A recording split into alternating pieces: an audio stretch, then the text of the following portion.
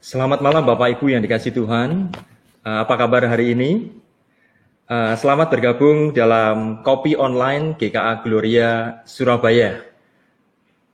Bapak Ibu, sebelum saya memulai acara ini, saya ingin berbagi info kepada Bapak Ibu Saudara sekalian tentang Kopi Online GKA Gloria Surabaya. Apa sih Kopi Online itu? Bapak Ibu yang dikasihi Tuhan, Kopi Online adalah singkatan dari Kongko Pendalaman Iman secara online. Nah, tujuan dari Kopi Online ini sendiri adalah untuk membangun kesadaran, menguatkan, memikirkan ulang, mengevaluasi kembali, dan usaha-usaha untuk membangun relasi yang sehat dalam keluarga maupun kehidupan iman secara pribadi bersama dengan Tuhan. Sehingga kita dapat menjadi umat yang berkemenangan menghadapi situasi pandemi COVID-19 hari-hari ini. Nah, Bapak Ibu yang dikasihi Tuhan, untuk pertemuan Kopi Online hari ini memiliki topik adalah kemenangan dan kegagalan iman di masa pandemi COVID-19. Jadi bagi Bapak Ibu juga yang ingin berpartisipasi dalam Kopi Online ini, Bapak Ibu dapat mengirimkan pertanyaan-pertanyaan melalui kolom chat channel YouTube GKA Gloria tentunya. Dan kemudian bagi Bapak Ibu yang tidak memakai HP atau laptop, menonton lewat televisi, Bapak Ibu boleh mengirim juga pertanyaan melalui hotline WA GKA Gloria dengan nomor 0821 3980 37088. Nah, Bapak Ibu boleh mengirimkan pertanyaan Bapak Ibu melalui WA di sana dan kami siap menampung pertanyaan Bapak Ibu. Nah, waktu kongko kita di Kopi Online hari ini adalah 1,5 jam. Mulai dari pukul 7 hingga nanti pukul 8.30 malam. Nah, sebelum semua kami langsungkan, Bapak Ibu yang dikasihi Tuhan, saya juga ingin meminta maaf terlebih dahulu jika nantinya ada pertanyaan-pertanyaan Bapak Ibu yang mungkin tidak tersampaikan karena keterbatasan waktu kami. Jadi kami mohon maaf sebelumnya. Dan melalui Kopi Online ini kami mengharap bahwa Bapak Ibu semua boleh mendapatkan berkat darinya. Nah, Bapak Ibu yang dikasihi Tuhan, kita akan siap memasuki acara Kopi Online pada malam hari ini. Bersama saya telah hadir beberapa kongkowers, yaitu yang berasal dari Sekolah Tinggi Teologi Reform Indonesia atau STTRI. Di sana ada Pendeta Yakub Susabda, PhD. Selamat malam Pak Yakub. Ya. Nah, beliau adalah pendiri dari STTRI dan juga Asosiasi Konseling Kristen Indonesia atau yang disingkat dengan AKI. Kemudian di sana ada Pendeta Yuso Adinarta, PhD. Selamat malam Pak Yuso.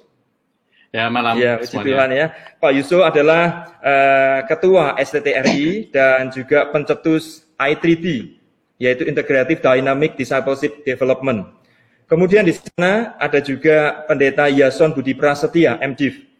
Beliau adalah Gembala Gereja The City Light di Jakarta. Selamat malam Pak Yason. Selamat malam Pak. Iya, puji Tuhan ya. Selamat malam. Nah, beliau juga Ketua STT Soteria di Purwokerto. Nah, mari kita bersama-sama Bapak Ibu memberikan sambutan kepada mereka. Ya, terima kasih untuk kesediaan ya Bapak-bapak semua untuk boleh menjadi kongkowers pada malam hari ini di Kopi Online GKA Gloria Surabaya. Nah, Bapak Ibu yang dikasihi Tuhan, agar kongko ini dan interaksi kita dengan Bapak Ibu juga bisa terarah begitu, maka kongko ini akan dibagi menjadi 2 segmen atau kategori pembicaraan. Yang 45 menit yang pertama, kita akan berbincang tentang perspektif iman Kristen menghadapi COVID-19 ini. Kemudian 45 menit kedua atau berikutnya, kita akan berbicara tentang kemenangan dan kegagalan iman Kristen di tengah pandemi COVID-19. Nah, Bapak Ibu dan Saudara sekalian, juga untuk para kongkowers, mari sebelum kita memulai kongko kita, pembicaraan kita, obrolan kita pada malam hari ini, kita boleh satu dalam doa. Mari kita satu dalam doa. Bapa di surga, kami bersyukur untuk malam hari ini, kami boleh memiliki satu waktu untuk berbicara tentang pergumulan iman Kristen, khususnya di tengah pandemi COVID-19 ini ya Tuhan. Dan biarlah melalui acara Kopi Online ini, Tuhan berkati kami, dan khususnya melalui kongkowers, rekan-rekan yang menjadi narasumber pada malam hari ini, ada Pendeta Yakub Susabda, Pak Yuso, dan juga Pak Yason. kami semua umat Tuhan yang mendengarkan acara ini, yang terlibat di dalamnya, kami juga boleh mendapatkan berkat tuntunan arahan dari Tuhan untuk bagaimana kami hidup di tengah-tengah situasi pandemi COVID-19 ini.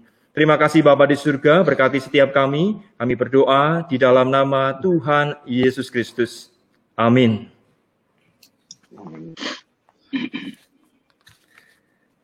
Sekali lagi saya mengucapkan terima kasih ya untuk para Kongkowers yang boleh bergabung bersama di dalam kopi online pada malam hari ini. Nah, Bapak Ibu Saudara sekalian yang ada di rumah, sekali lagi saya mengingatkan Bapak Ibu boleh mengambil bagian dalam interaksi ini dengan mengirimkan pertanyaan-pertanyaan di kolom chat YouTube GKA Gloria atau di dalam hotline WA yang sudah tertera di sana, yaitu di nomor 0821 3980 7088. Nah, Bapak Ibu boleh berinteraksi di sana, mengirimkan pertanyaan-pertanyaan Bapak Ibu. Nah, mari kita akan memasuki segmen yang pertama pada malam hari ini di Kopi Online ini. Kita akan membahas soal perspektif iman Kristen mengenai COVID-19 ini. Untuk pertanyaan pertama, saya ingin ngobrol dengan Pak Yakub ini ya, jadi ingin kongko dengan Pak Yakub, ingin nyampein sesuatu pertanyaan dengan Pak Yakub. Pertanyaannya adalah seperti ini, Pak Yakub, menyikapi beragam perspektif tentang COVID-19 ini, misalnya ada orang itu yang berkata atau berpikir bahwa COVID-19 ini adalah tanda dari murka Tuhan. Lalu juga ada orang yang berpikir bahwa ini adalah tanda akhir zaman, di mana Tuhan Yesus bentar lagi akan datang. Lalu juga ada orang yang berpikir bahwa ini adalah rekayasa atau kesalahan manusia. Bahkan juga ada orang yang berpikir ini pekerjaan kuasa gelap. Nah, menurut Pak Yakub, bagaimana seharusnya orang Kristen memahami atau menilai munculnya fenomena COVID-19 ini? Bisakah kita menafsirkan ini sebagai hukuman Tuhan, tanda kedatangan Tuhan, kelalaian manusia, atau pekerjaan kuasa gelap? Bagaimana kira-kira menurut Pak Yakub ya? Oke, jadi saya percaya bahwa kita bisa memberikan tafsiran, bahkan respon apa saja atas 4 hal yang disebutkan tadi sebenarnya. Apakah ini rekayasa manusia? Apakah ini tuh hukuman Tuhan? Ya kan? Apakah ini tanda-tanda akhir zaman dan sebagainya? Sebetulnya itu boleh-boleh saja kalau menurut saya, oleh karena sebenarnya dalam Lukas 12 ayat 48, Tuhan itu tidak pernah memberikan kepada orang itu secara general kepada setiap orang sama. Jadi sama seperti yang dikatakan dalam 1 Korintus 13, kepada anak kecil juga boleh berpikir dan merasa seperti anak kecil. Nah, sehingga Tuhan tidak menggeneralisir dengan sesuatu logika yang semuanya sama, yaitu logika dari orang yang paling bijaksana untuk menanggapinya, atau logika yang sebaliknya juga enggak.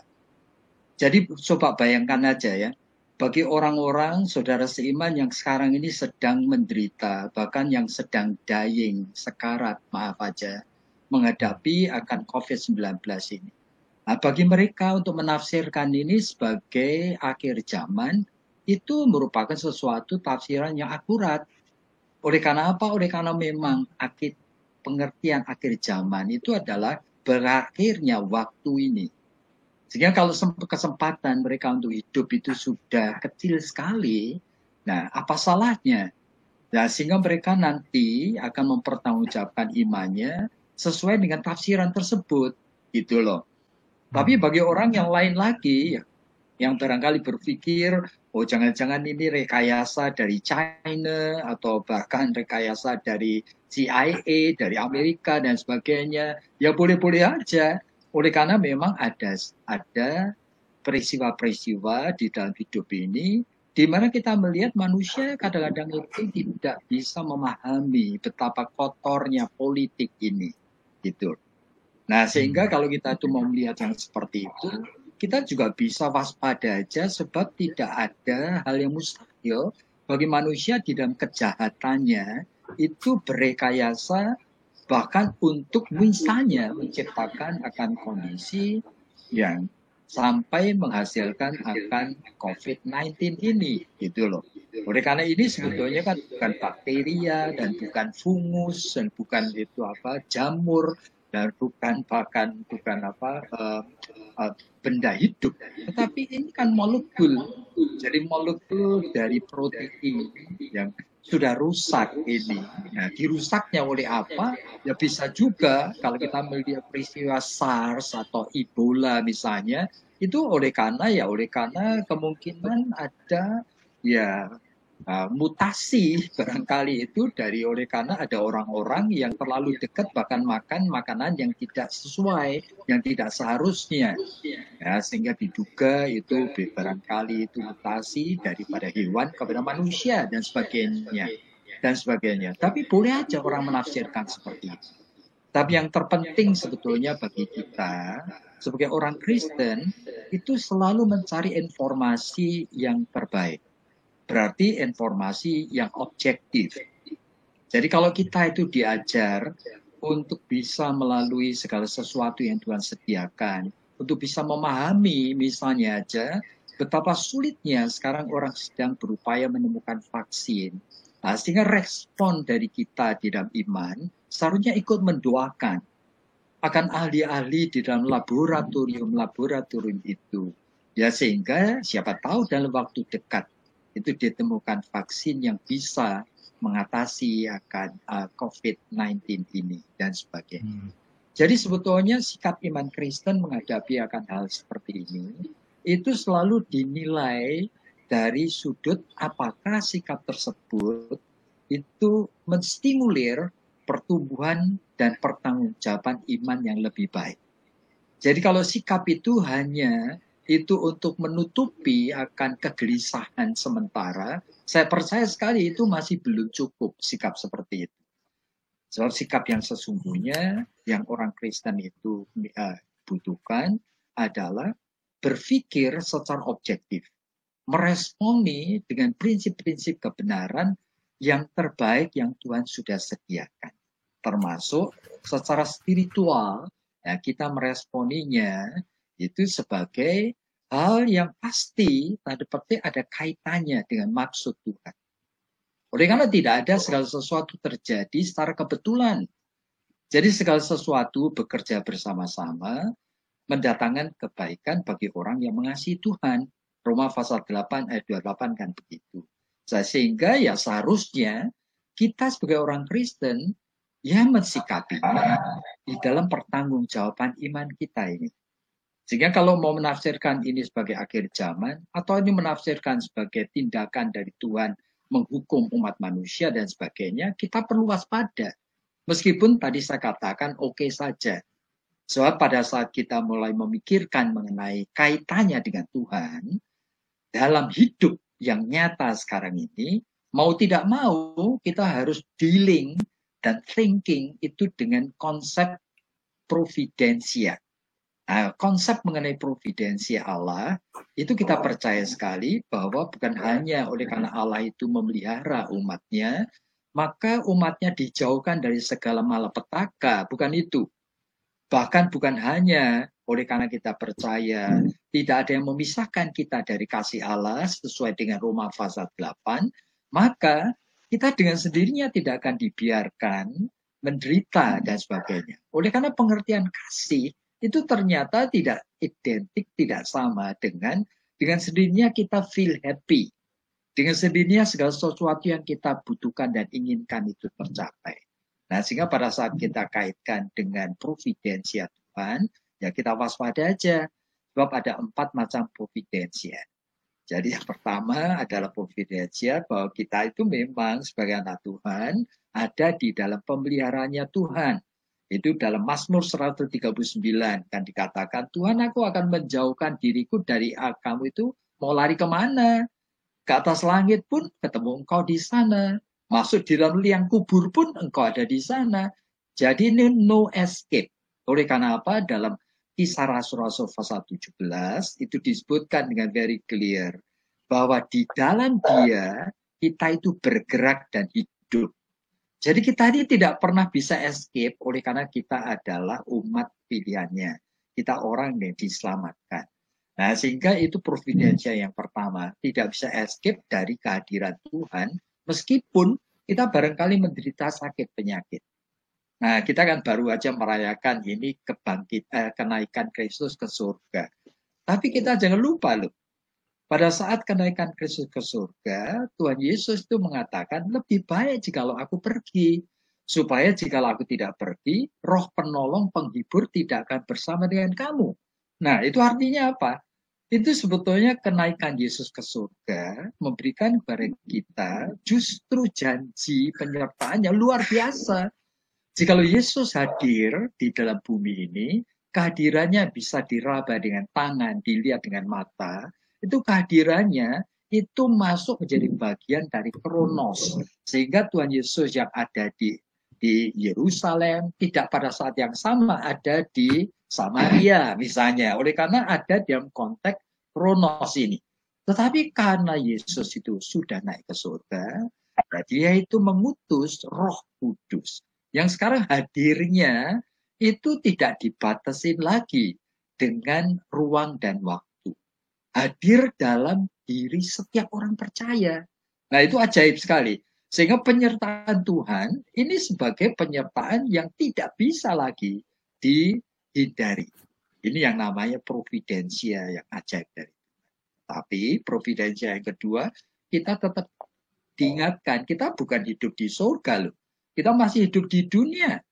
Nah, hidup di dunia ini segala sesuatu yang terjadi, ini Tuhan bukan single cause, bukan penyebab satu-satunya lagi.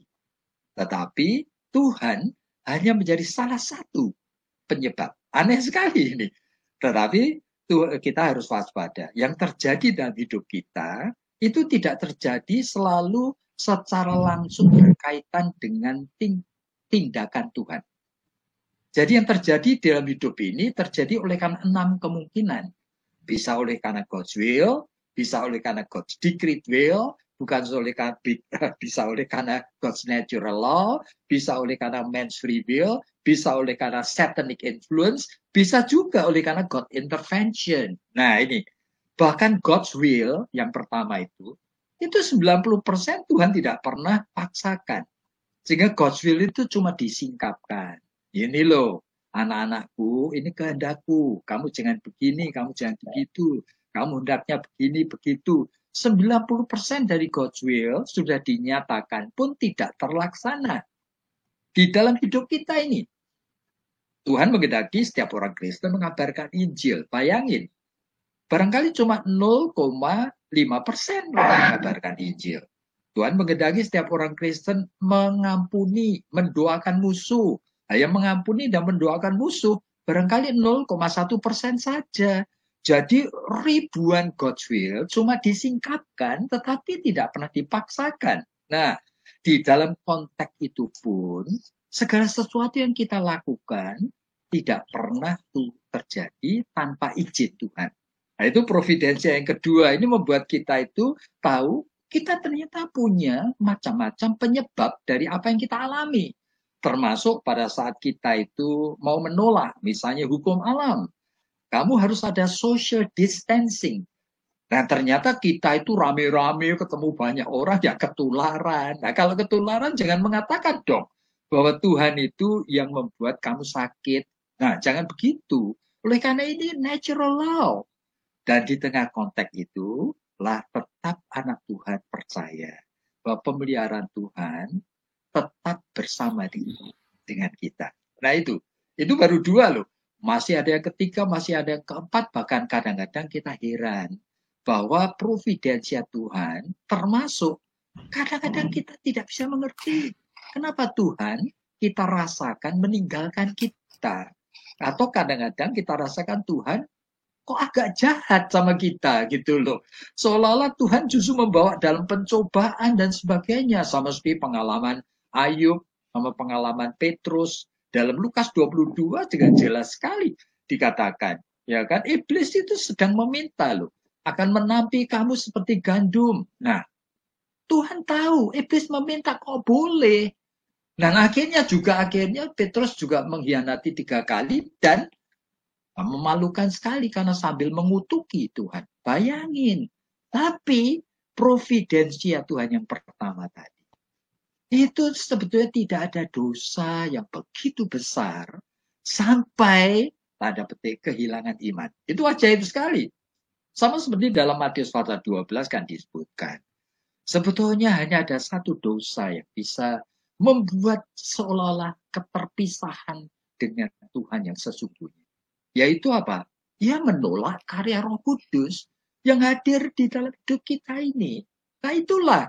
Makanya jangan sampai, tapi dosa yang lain, semuanya itu sebetulnya sudah ditebus oleh Kristus Yesus di atas kayu salib. Tidak ada dosa yang terlalu besar, terlalu serius, sampai tidak bisa diampuni.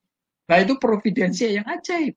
Jadi sekali lagi menghadapi akan peristiwa seperti ini, ya kita waspada aja. Sikap Kristen yang pertama, belajar objektif, lalu belajar tanda petik mensikapi sesuai dengan prinsip kebenaran firman Tuhan, bahwa kita adalah anak-anak pilihan Tuhan dan Tuhan memelihara kita. Tetapi jangan pikir loh bahwa COVID-19 itu Tuhan yang merekayasa. Jangan. Tuhan tidak pernah menciptakan penyakit, saudara. Jadi penyakit ada oleh karena kejatuhan manusia dalam dosa dan tingkah laku manusia yang berdosa. Dunia yang sudah berdosa. Yaitu. Oke, thank you. Terima kasih Pak Yakub untuk penjelasannya yang luar biasa ini. Jadi panjang lebar disampaikan. Jadi memang ketika kita merespon COVID ini, boleh dibilang seandainya orang memberikan makna, maksudnya adalah seperti tadi ini karena kuasa gelap, atau karena rekayasa orang, karena sebentar lagi Tuhan akan datang dan sebagainya, boleh dibilang sah-sah saja. Tetapi sesungguhnya orang Kristen harus meresponinya lebih objektif dari itu ya Pak? Iya. Iya, lebih objek dari itu, kemudian betul ya. Kita diberi bekal dari Alkitab loh, gitu ya. Jangan sampai lupa, itu yang utama.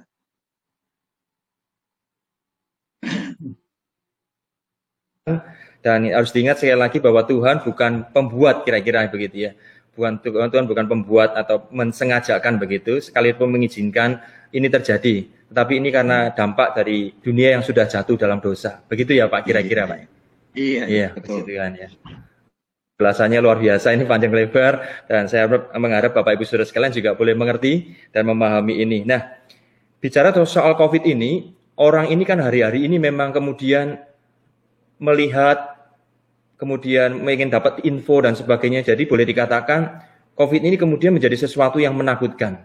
Nah, pertanyaan saya yang ingin saya sampaikan adalah untuk Pak Yuso ini ya, untuk Pak Yuso. Sebetulnya adakah sesuatu yang lebih menakutkan lagi di balik COVID-19 ini sesungguhnya begitu. Jadi memang COVID ini menakutkan ya karena memberi dampak yang luar biasa begitu. Tetapi di balik COVID ini kira-kira ada nggak sesuatu yang sebenarnya menjadi tantangan yang sesungguhnya begitu? Atau sesuatu yang punya dampak lebih besar dari COVID ini? Baik, terima kasih untuk kesempatannya. Apakah ada dampak yang lebih besar? Saudaraku, saya pikir kebesaran dampak itu besar atau tidak, kita harus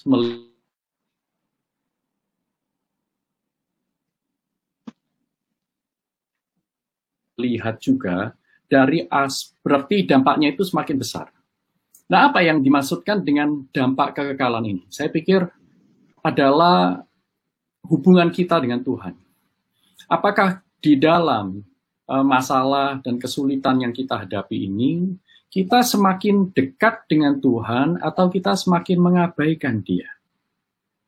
Nah, pemasukan boleh berkurang misalnya, kondisi tubuh boleh menurun, pekerjaan kita hilang, kita kehilangan kenikmatan hidup seperti yang sebelumnya kita alami. Kebiasaan-kebiasaan yang kita nikmati itu sekarang kita sudah tidak bisa nikmati lagi. Misalnya, kita harus lihat bahwa termasuk sakit penyakit yang Tuhan izinkan tadi seperti dikatakan Pak Yakub ya. Ini adalah sebuah konteks. Sebuah konteks. Artinya apa? Roma 8 ayat 28 tadi mengatakan bahwa kita tahu sekarang bahwa Allah turut bekerja dalam segala sesuatu. Untuk apa? Untuk kebaikan orang-orang percaya yang mengasihi Dia. Jadi Kita percaya sekali bahwa Allah itu ada di mana-mana dan dia sedang bekerja. Dalam Efesus pasal 2 ayat 10 juga dikatakan kita ini ciptaan yang baru. Ya, kata ciptaan yang baru itu adalah handiwork, ya, work of art. Kita ini artwork Tuhan. Ciptaan yang baru untuk hidup di dalam rencana yang Tuhan sudah persiapkan sebelumnya. Sudah bayangkan ya, jadi kalau kita kaitkan dengan Roma 8 ayat 28 tadi, kita melihat bahwa Tuhan itu punya rencana. Mengizinkan ini dan itu terjadi sekalipun dia tidak harus menjadi effective cause, ya, dia mengizinkan second causes yang lain untuk menghasilkan pandemi ini misalnya. Tetapi Tuhan memiliki rencana. Nah, kalau saudara dan saya miss rencana itu, kita justru secara sungguh-sungguh intensional menolak rencana Tuhan, tidak ingin mencari kehendak Tuhan, maka kita kehilangan satu kesempatan momentum yang bernilai kekal.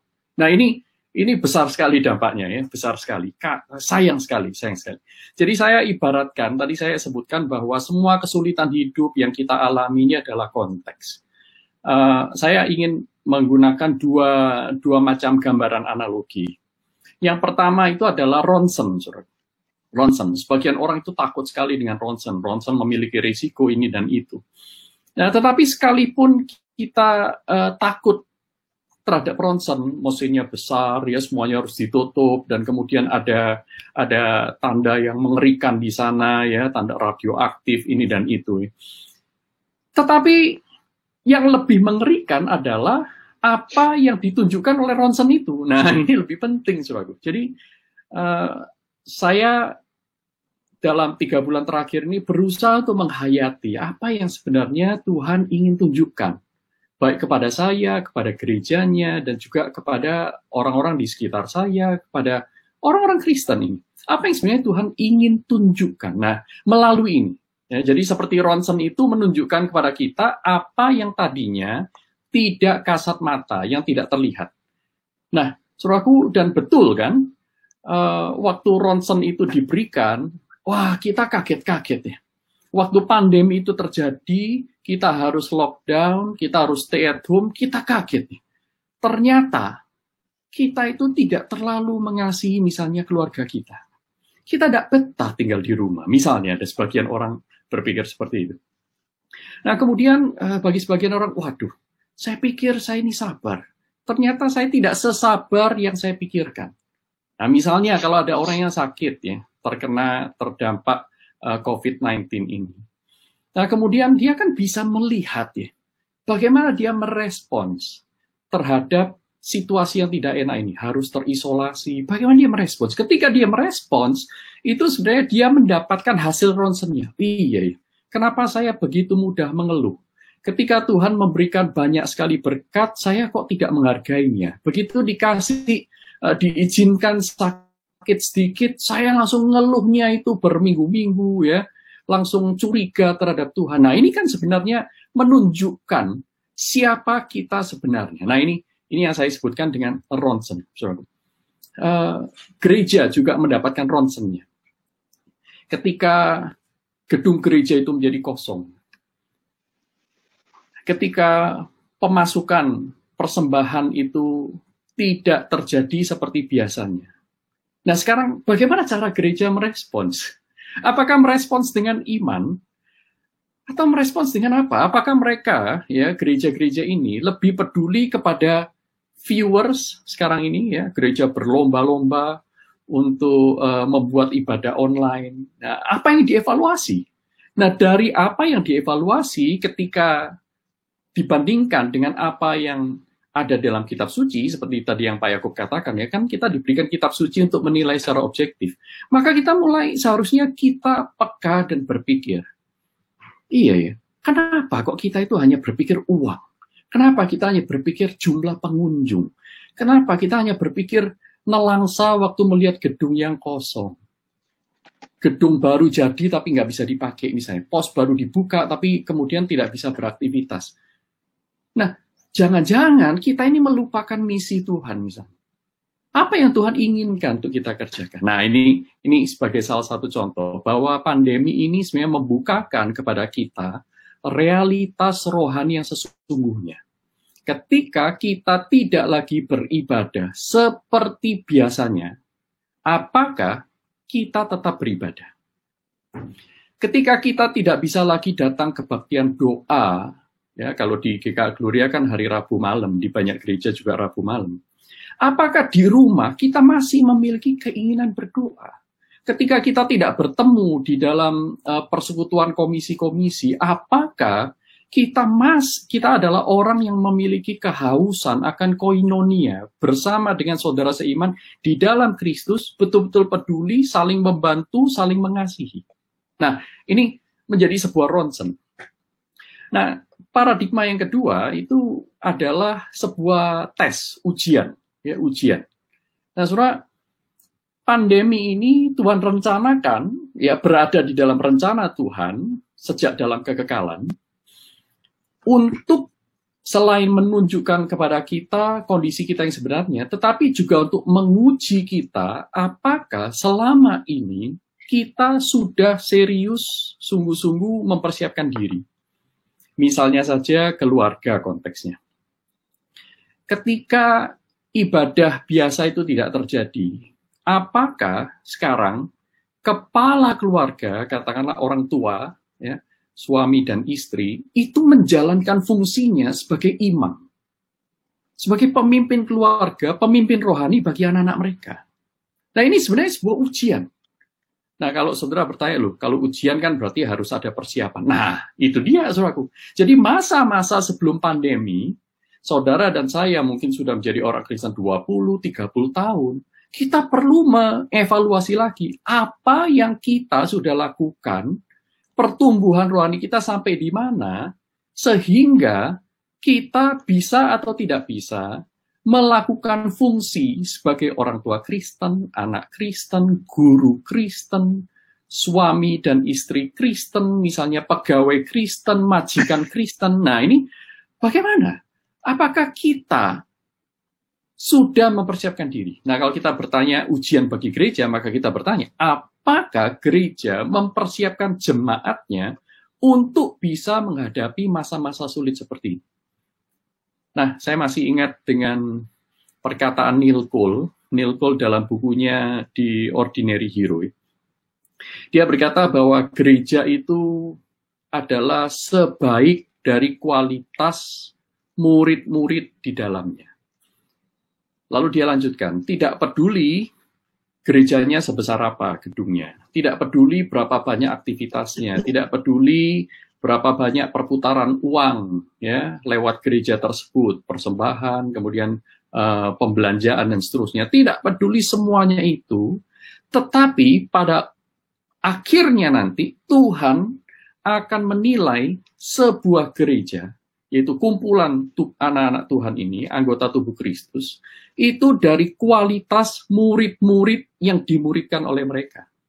Dan sekarang pertanyaannya, berapa banyak anak-anak Tuhan, jemaat di gereja masing-masing, itu yang betul-betul masih menjalankan misi Tuhan di masa yang sulit? Nah, saudaraku, cara kita menguji sebuah lampu sorot atau senter, itu bukan di tempat yang terang. Cara kita menguji nyala sebuah lilin, itu bukan di bawah terang matahari. Tetapi cara menguji lampu, cara menguji terang, ya, itu yaitu ketika kita berada di dalam konteks yang gelap. Di sanalah kita melihat yang sesungguhnya kapasitas dan kualitas murid-murid Kristus yang dipercayakan kepada kita. Kalau misalnya kita melihat, waduh, jemaat ini tidak siap, ya, ibadah itu males-malesan, ya. Kalau gereja mengadakan ibadah online jam 8, mereka bangunnya jam 9, mereka cari gereja yang lain. Nah, ini berarti sebenarnya mentalitas apa yang ada dalam jemaat itu? Misalnya ya, ini kan hal yang sangat simpel. Jadi kita lihat, waduh, tidak teruji imannya. Nah, inilah ujian iman itu ya sekarang ini. Ujian iman itu sekarang ini. Nah, saudaraku, the darkest nights produce the brightest stars. Malam yang paling gelap akan menghasilkan bintang yang paling terang. Di dalam malam yang paling gelap, bintang yang paling kecil pun akan tampak paling terang. Pertanyaannya adalah, ada berapa banyak bintang? Ada berapa banyak anak-anak Tuhan yang sungguh-sungguh menjadi garam dan terang dunia di tengah kesulitan ini? Ketika yang lain lapar, mereka memberi makan. Ketika yang lain haus, mereka memberi minum. Ketika mereka yang lain kehilangan pekerjaan, mereka bantu memikirkan paling tidak. Ketika orang-orang itu sakit, siapa yang mendoakan mereka? Siapa yang menolong memberikan perhatian kepada mereka? Nah, kalau anak-anak Tuhan merespons dengan iman, maka mereka akan melihat pandemi ini sebagai sebuah ronsen, juga sebagai sebuah ujian. Nah, pertanyaannya adalah, apakah kita lulus ujian? Kalau tidak lulus, bagaimana respons kita? Nah, kalau kita meresponsnya dengan, sebentar lagi akan berlalu, ya, kita kepengen cepat-cepat normal, kita ingin cepat-cepat melupakan semuanya ini, maka kesempatan untuk meraih kairos, untuk menjadi naik iman kita, ya, bertumbuh di dalam iman kita di masa-masa sulit ini, mengenal Tuhan di lembah kekelaman, itu akan lewat, dan itu sangat-sangat mengenaskan. Sangat-sangat mengenaskan, dan jangan sampai. Don't waste the darkest nights. Jangan membuang-buang kesempatan untuk bertumbuh yang Tuhan izinkan untuk kita. Saya pikir itu dari saya. Terima kasih. Terima kasih Pak Yusuf untuk penjelasannya yang luar biasa. Nah, Bapak Ibu yang ada di rumah yang menonton acara ini atau terlibat dalam kopi online GKA Gloria, sekali lagi saya ingatkan bagi Bapak Ibu yang ingin bergabung berpartisipasi, boleh mengajukan pertanyaan melalui kolom chat channel YouTube GKA Gloria atau melalui WA, hotline WA dengan nomor 0821 3980 7088. Bapak Ibu boleh bergabung jika ada pertanyaan dan sebagainya. Nah Pak Yusuf, dari pertanyaan Pak Yusuf, boleh nggak kira-kira saya simpulkan seperti ini Pak? Berarti memang kalau berbicara soal persoalan begitu sakit penyakit di dunia ini kan memang sesuatu yang saya pikir selalu ada, dan memang itu menjadi dampak, itu merupakan dampak dari kejatuhan dunia ini atau manusia begitu, dan itu memang selalu ada begitu ya. Tetapi sesungguhnya di balik itu semua ada persoalan serius yang perlu diperhatikan umat Tuhan. Apa itu?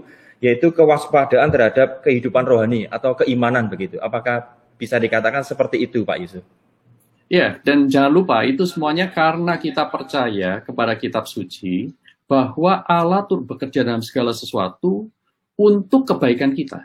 Jadi apa yang Tuhan ingin jadikan hal yang baik dalam diri kita lewat semuanya ini, ya. Dan kita ini God's handiwork, ya, God's art of work. Tadi Pak Yakob juga sudah menyebutkan hal tersebut, ya. Terima kasih. Oke. Ya, terima kasih Pak Yusuf untuk sharingnya, kongkonya hari ini, jawaban-jawaban yang boleh menginspirasi, mengingatkan kepada kita sekalian bahwa sesungguhnya persoalan yang nampak ini mungkin kita tahu ini memang persoalan.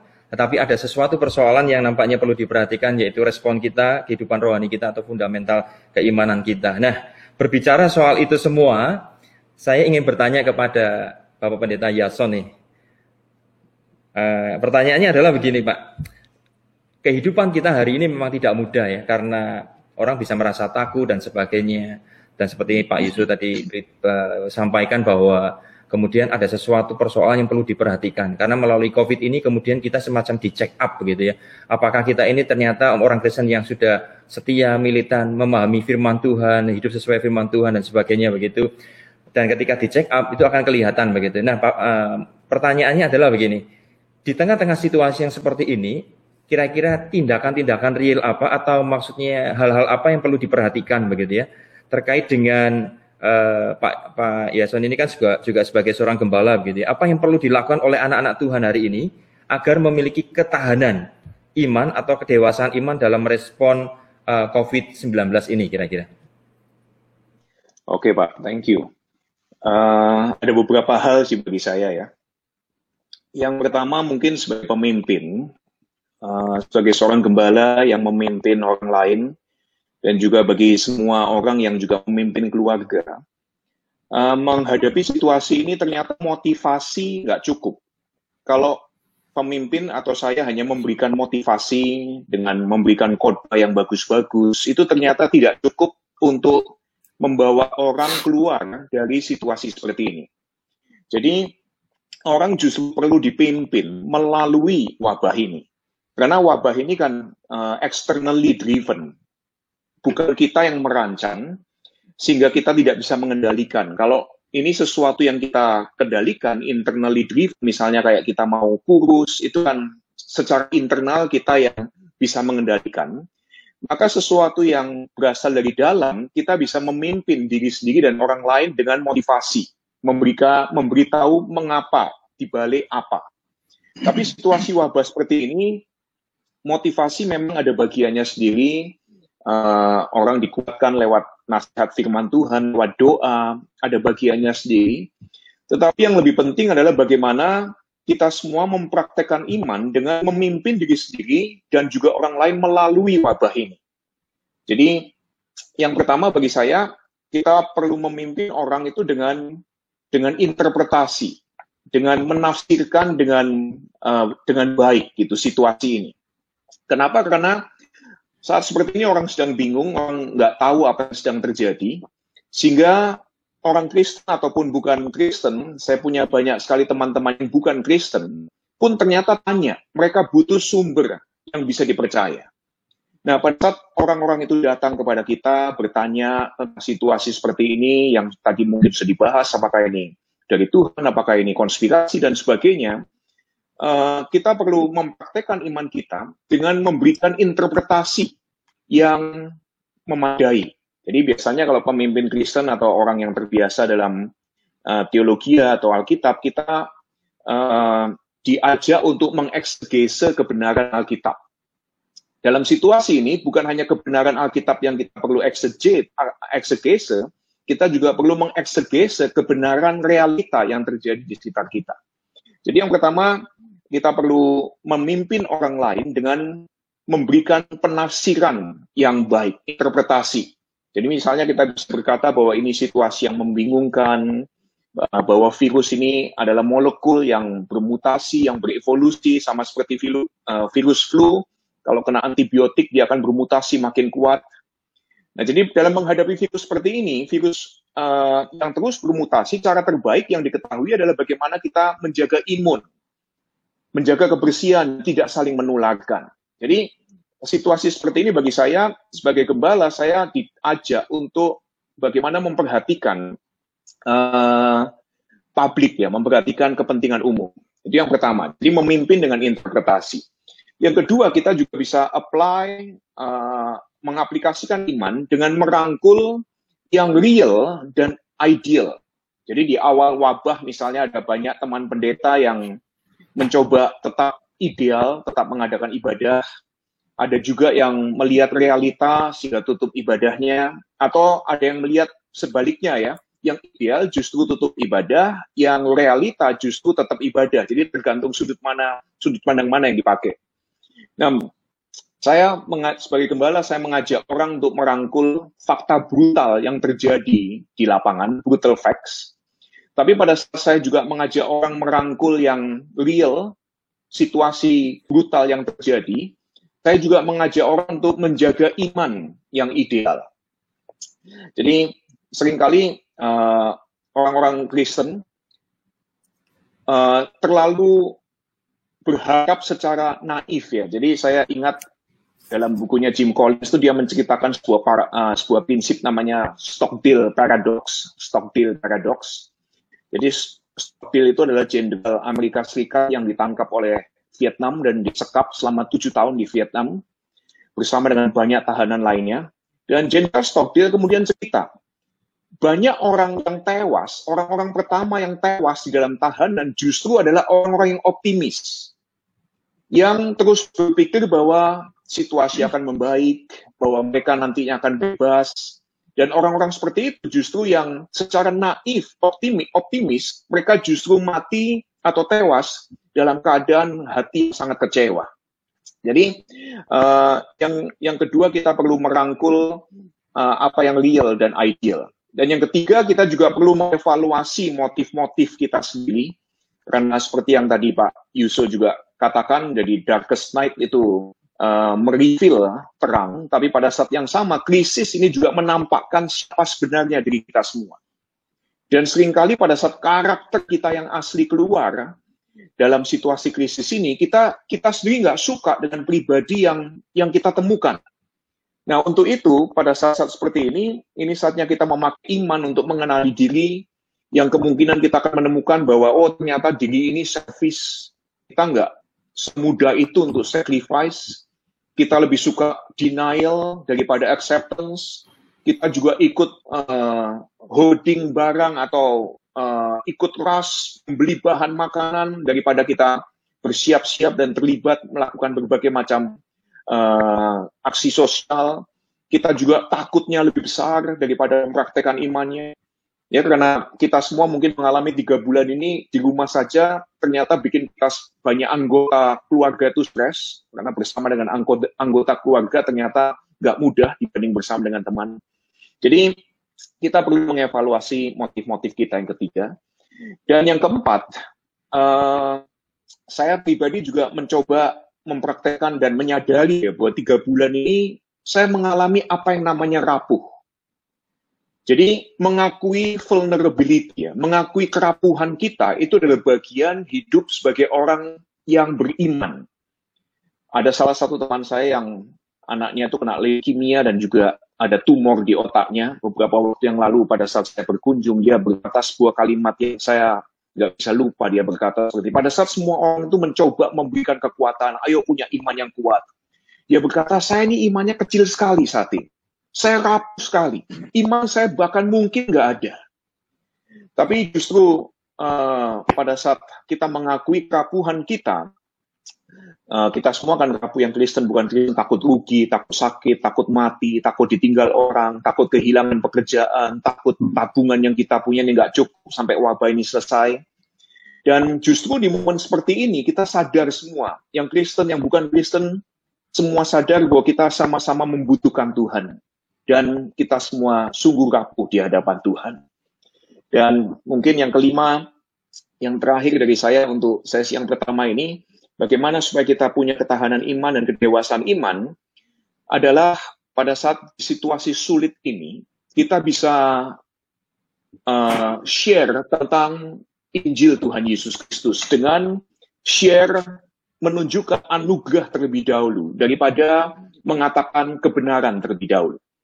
Ya, jadi saya juga banyak melihat online service dari banyak gereja, dan saya menangkap sebuah mungkin saya secara subjektif juga menangkapnya, bahwa kebanyakan kita menekankan sekali kebenaran, menekankan sekali ajaran yang benar dan sebagainya, dan kita mungkin kurang menunjukkan bagaimana Tuhan itu juga ikut menyertai kita dalam saat-saat susah ini. Tuhan yang mati di atas kayu salib beberapa minggu yang lalu kita rayakan adalah Tuhan yang mengosongkan dirinya. Bukan berarti dia sanggup mengatasi segalanya, menghadapi salib pun dia menangis, mengucurkan darah. Dan di saat-saat seperti ini kita justru perlu menggambarkan Tuhan Yesus Kristus yang selalu show grace first, baru dia memberitakan kebenaran. Jadi pada saat banyak orang itu serakah, banyak orang kepingin lebih dulu, bagaimana respon kita menghadapi orang-orang tersebut? Nah, praktek iman yang kita bisa kerjakan adalah bagaimana kita bisa show grace first sebagai pengikut Tuhan Yesus Kristus, dan kemudian baru memberitahukan kebenaran. Jadi dari saya itu Pak. Ya. Terima kasih Pak Yason untuk penjelasannya, dan Bapak-bapak Conquerors kita hari ini. Ini ada beberapa pertanyaan dari jemaat yang masuk ini. Nampaknya yang pertama masih ingin mempertajam soal penyebab utama, penyebab kedua, ya. Jadi maksudnya, ya mungkin boleh ditampilkan ya. Nah, ini ada pertanyaan dari jemaat, mungkin masih kurang jelas tentang masalah kenapa ini COVID bisa muncul, siapa sih sebetulnya, kira-kira begitu. Dalam segala sesuatu yang terjadi, ada sebab akibat, termasuk virus COVID. Nah, bolehkah lebih banyak menjelaskan tentang first cause, atau yaitu Tuhan begitu ya, dan second cause yaitu di luar Tuhan. Bagaimana kita dapat memahami ini memahaminya lebih baik. Mungkin ini ditujukan kepada Pak Yakub kali ya. Satu di dalam, jadi saya menjelaskan tadi, itu kan di dalam suatu konteks providensia dari Tuhan. Jadi supaya kita waspada bahwa kita tidak hidup di dalam surga, di dalam ikatan waktu kairos, yaitu waktunya Tuhan, tetapi kita hidup di dalam dunia, di dalam ikatan waktu kronos, yang Efesus pasal 5 itu sebutkan waktu yang jahat. Nah, di dalam waktu yang jahat, itu kita percaya, jangan saudara-saudara pikir bahwa segala sesuatu yang kita alami, itu semuanya memang rekayasa dari Tuhan. Oleh karena apa? Oleh karena ini kita hidup di dunia yang berdosa, kita hidup di dalam tubuh darah daging yang berdosa. Nah, untuk menolong orang terjerat dari dosa inilah, Allah yang ajaib itu mengosongkan dirinya. Yang tadi Pak Yason sebut dengan kenosis tadi, mengosongkan dirinya. Sehingga ngapain? Supaya menemani kita ini, bersama dengan kita. Dan bahkan dia disebutkan menghadapi segala sesuatu yang menjadi ujian. Jadi menghadapi segala macam temptation yang kita itu hadapi. Sehingga pada saat saya menjelaskan mengenai bahwa dia bukan lagi the single cause, itu supaya saudara tahu bahwa kita tidak hidup di dalam surga, di mana segala sesuatu Tuhan yang menentukan. Kita hidup di dunia ini. Jadi kita hidup di dalam ikatan dunia yang berdosa. Sehingga kita tahu ada 6 kemungkinan yang terjadi atas apa yang kita alami. Itu yang saya ingin jelaskan supaya jangan confuse. Oleh karena apalagi kalau GKA, Gloria, kita ini kan orang reform. Nah, orang reform yang percaya penuh bahwa tanda petik bahwa Tuhan adalah Allah yang berdaulat. Jadi Allah yang sovereign itu adalah Allah yang berdaulat. Tetapi kadang-kadang kita bisa salah mengerti bahwa kedaulatan Allah itu tidak dipaksakan di dalam realita hidup ini. Nah, sehingga di tengah kedaulatan Allah yang ada ini, ternyata hidup ini, bahkan anak-anak Tuhan itu masih jatuh bangun di dalam dosa, gitu, di dalam kelemahan. Bahkan Rasul Paulus sendiri yang begitu dekat dengan Tuhan pun juga bisa konflik dengan Barnabas dan sebagainya. Bahkan di dalam konflik itu menunjukkan akan sesuatu watak yang sebetulnya tidak selalu sempurna dan baik gitu. Oleh karena sulit sekali memaafkan akan Yohanes Markus. Sampai ketika mau dikirim penginjilan yang kedua kalinya, dia bersikeras tidak mau mengajak Yohanes Markus, keponakan dari Barnabas. Nah itulah. Jadi ini adalah realita dari kehadiran dosa di dalam kehidupan orang yang percaya. Bahkan orang yang sangat baik sekali. Nah ternyata hidup di dalam Tuhan tidak membuat orang tersebut dengan sendirinya terlepas dari kelemahan dan dosa. Nah lalu di mana peran dari dosa? Di mana peran dari kelemahan? Di mana peran daripada natural cause? Di mana peran daripada natural law? Nah di sanalah kita itu waspada. Bahwa di tengah kondisi yang seperti ini, kita itu harus grasp, kita menangkap tangan Tuhan. Kita terus menempelkan diri kepada Tuhan. Supaya ya kita hidup ini dibebaskan dari jerat-jerat yang tidak baik ini. Itulah jawaban saya. Dari Conquerors yang lain boleh menambahkan, Pak Yusuf mungkin ingin tambahin sesuatu? Ya, terima kasih Pak Yakub. Saya mengalami sekali apa yang Pak Yakub sampaikan ya. Jadi misalnya dalam 3 bulan terakhir ini setelah saya mengevaluasi ya, waduh, ternyata saya itu jarang sekali melakukan pekerjaan domestik. Sehingga waktu terpaksa lockdown, saya jadi mengevaluasi. Nah ini saya betul-betul ingin grasp kairos yang Tuhan berikan itu. Nah, terima kasih sekali lagi pada Pak Yakub. Nah, saya tertarik kepada yang tadi dijelaskan oleh Pak Yason ya mengenai mari kita show grace terlebih dahulu, baru kemudian memberitakan kebenaran. Saya pikir Ini benar sekali ya, karena Tuhan Yesus itu lahir dulu baru mengajar misalnya. Dia kenosis ya, dia berinkarnasi dan seterusnya. Dan juga dalam banyak occasion Tuhan Yesus menunjukkan kepada para muridnya dengan caranya yang graceful. Nah, yang saya ingin Pak Yason bisa explore lagi itu adalah begini, kan Pak Yason ini menggembalakan sebuah gereja yang unik ya, gereja untuk orang-orang yang tidak suka ke gereja. Ya, di dalamnya itu ada banyak macam orang ya, yang mungkin kalau ke gereja tradisional itu mungkin tidak diterima mereka ya, dari wajahnya ya, dari tatonya, dari apa. Nah ini mungkin Pak Yason bisa cerita ya, apa yang Pak Yason secara pribadi itu lakukan ya, untuk showing grace, dan kemudian apakah ya, tolong sampaikan ya, apakah ada kisah-kisah di mana showing grace kemudian telling truth ini menghasilkan transformasi. Nah, saya pikir ini bakal menjadi cerita yang menarik. Ya, silakan Pak Yason ya. Sorry, ini saya mengambil waktu moderator ya, karena ini pertanyaan menarik sekali. Ya, kan? Jadi perlu contoh teladan seperti itu. Oke, silakan Pak Yason ya. Thank you Pak Yusuf. Ya, jadi saya banyak sekali teman yang bukan Kristen, yang saya sendiri sebagai pendeta dan orang Kristen kok nggak percaya diri pada saat ngajak mereka itu ke gereja. Sampai kemudian Tuhan juga berikan kepada saya kesempatan untuk menyediakan tempat friendship bagi teman-teman yang bukan Kristen. Nah, sebetulnya banyak sekali orang yang juga kepingin kenal Tuhan Yesus, kepingin tahu Tuhan Yesus. Apalagi kalau mereka membaca ajaran-ajaran Tuhan Yesus di Matius 5, khotbah di atas bukit, sama seperti statement Gandhi yang terkenal ya.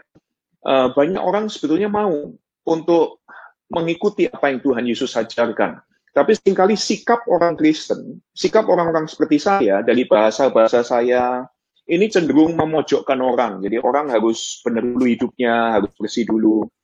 Jadi misalnya orang datang ke gereja, kita lihat dari tatonya, dan kita harus tutupi tatonya. Sementara mereka membuat tato itu untuk ekspresi diri mereka semua yang justru dengan bangga mereka mau tunjukkan kepada orang lain. Nah, orang-orang seperti saya, orang-orang Kristen seperti saya, risih banget kalau lihat hal-hal seperti itu. Padahal dengan menunjukkan penerimaan aja. Penerimaan itu paling sedikit kita bisa kerjakan tanpa melihat tatonya. Itu sudah penerimaan. Seringkali kan kita melihat tampilan orang itu, kalau nggak cocok dengan kita, beda dengan kita, langsung kita lihat dari ujung rambut sampai ujung kaki. Nah, padahal tatapan itu sudah sebuah tatapan yang sebetulnya memojokkan orang. Jadi kalau bertemu dengan teman-teman saya yang nggak terlalu suka gereja, yang mungkin perilakunya lumayan beda dengan saya mencoba fokus kepada menatap matanya, memperlakukan orang tersebut, teman tersebut sebagai manusia, sebagai subjek, dan tidak melihat hal-hal lainnya. Jadi ada banyak teman saya yang mungkin kebiasaannya lain, mereka suka minum, mereka suka minuman keras, mereka suka sigaret, dan seterusnya. Tetapi pada saat teman-teman itu diterima di situasi atau di environment yang nggak menghakimi, nggak menyudutkan, mereka juga suka belajar gitu firman Tuhan. Saya punya, kalau ada contoh kasus ya, saya punya teman baik, dia itu orang yang suka download blue film, bukan karena suka nonton blue filmnya, tapi karena dia kecanduan downloadnya. Nah, setelah dia mengenal Tuhan, kemudian mengikut Tuhan Yesus, dia bukannya langsung hilang, dia masih bergumul dengan kecanduannya tersebut, tapi dia sering menunjukkan fotonya kepada saya, dia lagi download di TV-nya itu, atau di komputernya download blue film, di sampingnya dia sedang membaca Alkitab. Jadi, bagi saya itu sesuatu yang nggak pernah saya alami sebelumnya, tapi ini realita kehidupan di mana orang yang punya kebiasaan tertentu mulai mengikut Tuhan Yesus, dan kemudian mereka ternyata belajar value-value yang baru, sementara mereka juga struggle dengan kebiasaan lamanya. Jadi bagi saya pada saat kita show grace first, itu baru kita punya kesempatan untuk telling the truth. Tapi pada saat kita melulu menyatakan kebenaran terlebih dahulu untuk mengubah orang, kita justru seringkali kehilangan kesempatan untuk kehilangan kesempatan dua-duanya, nggak bisa lagi ngomongin kebenaran, nggak bisa lagi menunjukkan anugerah. Tapi pada saat kita menunjukkan anugerah terlebih dahulu, kita seringkali kemudian punya kesempatan yang banyak untuk menyatakan kebenaran. Mungkin dari saya begitu Pak Yusuf dan Pak Singgung. Ya, terima kasih Pak Yason untuk sharingnya juga ya. Saya pikir saya mencoba mensimpulkan ini untuk sesi segmen pertama ini ya, perspektif iman Kristen mengenai COVID-19. Ada banyak pertanyaan sesungguhnya Pak ini, cuman mungkin waktu ini terus berjalan dan saya coba menyimpulkan terlebih dahulu untuk segmen yang pertama. Mungkin nanti pertanyaan dan sebagainya nanti bisa dilanjutkan ke segmen yang kedua ya. Yang pertama saya mencoba menyimpulkan seperti ini Pak ya. Jadi orang Kristen harus merespon COVID-19 ini sesungguhnya harus dari kacamata yang objektif begitu ya. Seperti tadi Pak Yakub sudah ingatkan juga objektif sesuai firman Tuhan, dan kemudian Pak Yusuf juga ingatkan sebetulnya persoalan terbesar atau persoalan menjadi fokus yang perlu dipikirkan bukan soal COVID-nya, sekalipun memang kita harus memberikan perhatian, tetapi sesungguhnya bagaimana fundamental kehidupan iman Kristen yang hari ini memang jatuh bangun. Kadang ternyata banyak keluarga yang tidak siap menghadapi dinamika kehidupan di COVID-19 hari ini begitu ya. Kemudian Pak Yason tadi juga ingatkan kita ternyata bagaimana sih kita bisa memiliki ketahanan iman dan kedewasaan iman merespon COVID ini. Tadi ada beberapa poin begitu, saya coba menyimpulkan secara sederhana begini. Tampaknya orang Kristen harus kembali kepada kebenaran firman Tuhan ini. Kembali kepada firman Tuhan yang tepat, memahami, mendorong diri, kemudian baru memimpin orang lain begitu ya. Tidak hanya sekedar lakukan sesuatu yang biasa begitu, tetapi juga real, melihat segala sesuatu dengan real. Kemudian yang perlu dilakukan adalah juga kejujuran, bahwa kita juga rapuh begitu, perlu bergantung sama Tuhan. Dan ada satu lagi yang menarik tadi adalah share Injil. Ya, ini memang kesempatan untuk kita boleh men-share Injil, tapi bagaimana yang perlu kita lakukan pertama kali adalah kita coba untuk care atau memberikan anugerah begitu ya. Baru kemudian kita tuntun orang itu menuju kebenaran. Nah, kira-kira seperti itu. Betul Pak ya? Para kongkowers ini kira-kira boleh ngasih respon. Kesimpulan saya seperti itu ya. Semoga bukan Bapak Ibu menyediakan salah satunya ya. Nah, bukan menyediakan salah satunya. Iya, bukan menyediakan salah satunya. Ini masalah strategi saja ya. Iya, dan saya pikir fluid ya. Fluid berdasarkan konteks. Ya, ada masalahnya konteksnya harus ya. ngomong juga. Oke. Iya, jadi di konteks karena konteks hari ini seperti itu, betul. Nah, kemudian kita akan masuk ke sesi yang kedua, segmen yang kedua. Ini terkait dengan kemenangan dan kegagalan iman Kristen tadi. Nah, ini masih nampaknya pergumulan iman orang Kristen ini masih terkait dengan juga bagaimana memahami relasi dengan Tuhan ini, Pak. Jadi saya coba masuk dulu lebih dahulu ke pertanyaan begitu ya. Ini ada satu pertanyaan yang coba kita ingin lihat bersama-sama ya.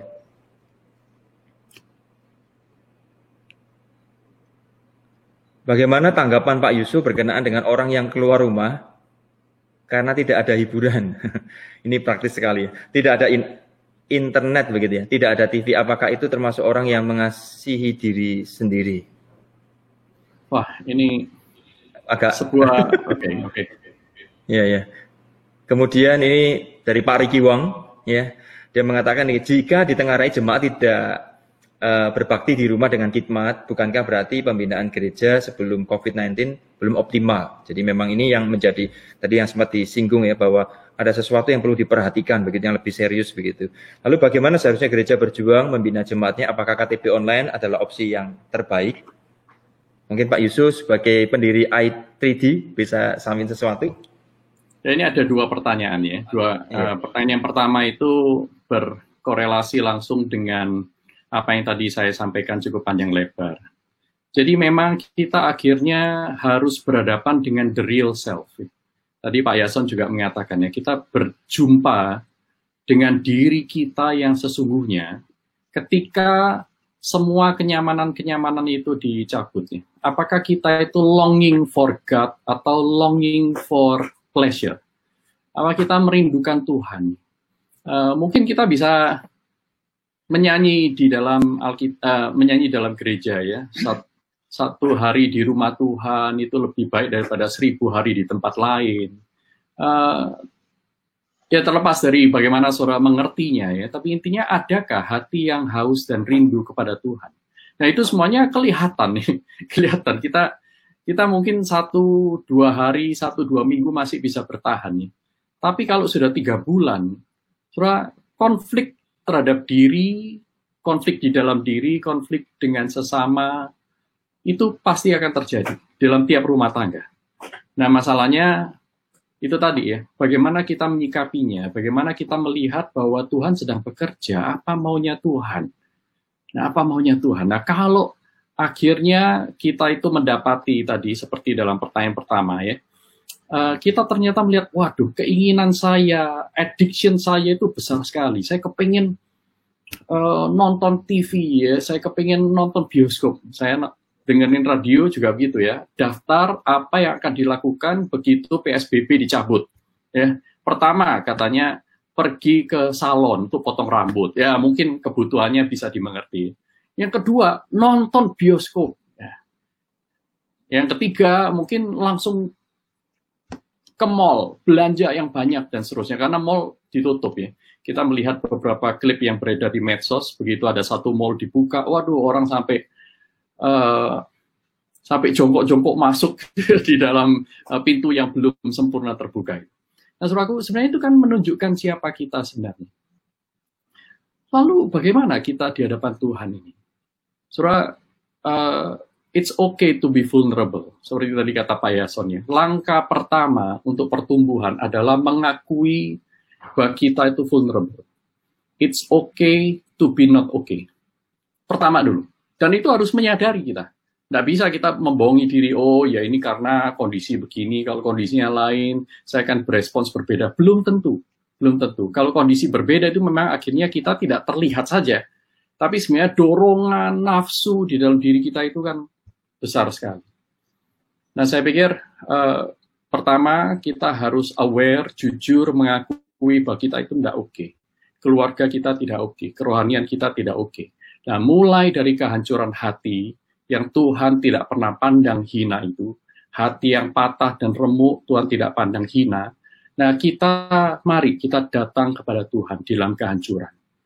Karena Tuhan tidak pernah menolak orang yang datang kepadanya dengan hati yang sungguh-sungguh bertobat. Ini penting sekali. Nah, kemudian baru datang kepada Tuhan itu mendapatkan pertolongan-pertolongan yang Tuhan sediakan di sekitar kita. Bisa lewat kitab suci, lewat pengalaman berdoa kita, mencari dan mendengarkan khotbah-khotbah yang baik berdasarkan firman Tuhan. Tapi bukan hanya berhenti lagi mendengar. Ya, coba saudara mulai melakukan firman itu. Ya, exercise your faith. Ya, seperti yang Tuhan Yesus katakan, kalau kamu cuma mendengar tapi nggak melakukan, kamu seperti rumah yang dibangun di atas pasir. Nah, waktu topan itu melanda, itu akan runtuh. Nah, persis seperti banyak sekali anak-anak Tuhan saat ini. Runtuh semua bangunan imannya, karena hanya dibangun di atas pasir. Mengapa? Karena formulanya hanya mendengar, tidak pernah dilatih untuk melakukan firman. Nah, ini berkaitan dengan pertanyaan Pak Ricky Wang, yang saya kasihi. Shalom Pak Ricky ya. Nah, mengevaluasi bahwa selama ini jangan-jangan gereja itu tidak melatih jemaat Tuhan untuk melewati krisis. Memang kita tidak pernah melatih diri untuk menghadapi COVID ya. COVID semuanya kaget-kaget. Tapi bukan krisis secara fisik itu ya. Yang lebih penting adalah bagaimana kita mengalami masa-masa di mana kenyamanan itu tidak lagi ada. Kita melewati lembah kekelaman ya. Kita melewati padang gurun yang panjang seperti ini. Nah, maka kuncinya kan kepada Tuhan ya. Apakah kita datang kepada Tuhan? Apakah kita mencari Tuhan? Apakah kita merindukan Tuhan dan mencari kehendaknya, melakukan dalam hidup sehari-hari? Apakah KTB online itu adalah jalan keluarnya? Saya pikir tidak semudah itu. Ya. Tidak semua pertemuan online, Zoom atau Google Meet dan yang lain itu otomatis secara fenomena menyelesaikan semua masalah. Tidak sederhana. Jadi pertama yang penting adalah kita kembali kepada Tuhan, mencari pertolongan Tuhan, nanti Tuhan tunjukkan. Ya, nanti Tuhan akan tunjukkan. Nah, kalau Tuhan tunjukkan kepada kita, dia berikan dorongan. Kadang-kadang Tuhan mengirimkan orang tertentu, telepon kita dan seterusnya. Nah, mulailah kita membangun koinonia, ya, union with Christ dan union with others, gitu ya. Bersama, yuk kita berdoa, saling memperhatikan, terusnya. Hal-hal yang simple yang kita bisa lakukan itu mungkin lebih penting dan lebih works daripada kita melakukan formal KTB online. Saya tidak menolak KTB online, saya masih melakukan ya dalam beberapa kelompok, saya masih pimpin. Tetapi bukan berfokus kepada fenomena aktivitasnya, tetapi kepada kondisi spiritual orang-orang di dalamnya. Nah, bagaimana kita itu menjadi berkat bagi orang lain, showing examples, memberikan teladan seperti Pak Yason tadi itu, memberikan perhatian, extending grace, sehingga orang itu mengalami Tuhan lewat kita. Nah, mulai dari sana. Nah, gereja perlu memikirkan bagaimana melatih orang-orang yang memang dewasa rohani untuk terampil melakukan pelayanan-pelayanan yang sangat-sangat dibutuhkan ini. Saya pikir itu jawaban saya. Terima kasih.